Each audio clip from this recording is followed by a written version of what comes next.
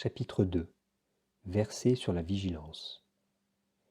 La vigilance est le sentier vers le sang-mort. La négligence est le sentier vers la mort. Le vigilant ne mourra pas. Le négligent est comme s'il était déjà mort. Comprenant cela distinctement, le sage est vigilant.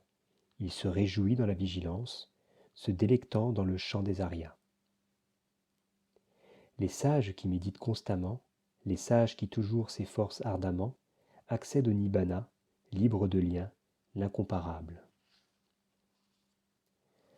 Par degrés s'accroît la gloire de celui qui est énergique, attentif, pur en action, qui discrimine, contrôle, qui est de voie droite et vigilant.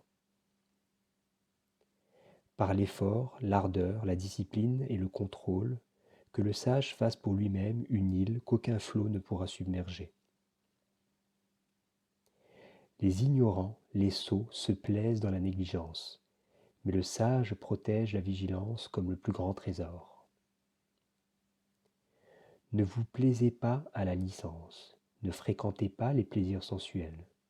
Celui qui est ardent et méditatif obtient un bonheur abondant. Quand l'homme sagace rejette la licence à l'aide du mental sain, ce sage, sans chagrin, monte au palais de la connaissance transcendante et promène sa vue sur les ignorants qui souffrent, comme un montagnard promène sa vue sur les gens de la plaine. Vigilant parmi les négligents, bien éveillé parmi les dormeurs, le sage avance comme un cheval rapide, laissant derrière lui une faible haridelle. Par l'ardeur, Saka devient le chef des dévas. L'ardeur est toujours louée, la licence est toujours méprisée. Le bhikkhu qui fait des délices de l'ardeur et regarde avec crainte la négligence, avance comme le feu, brûlant tous les liens, petits et grands.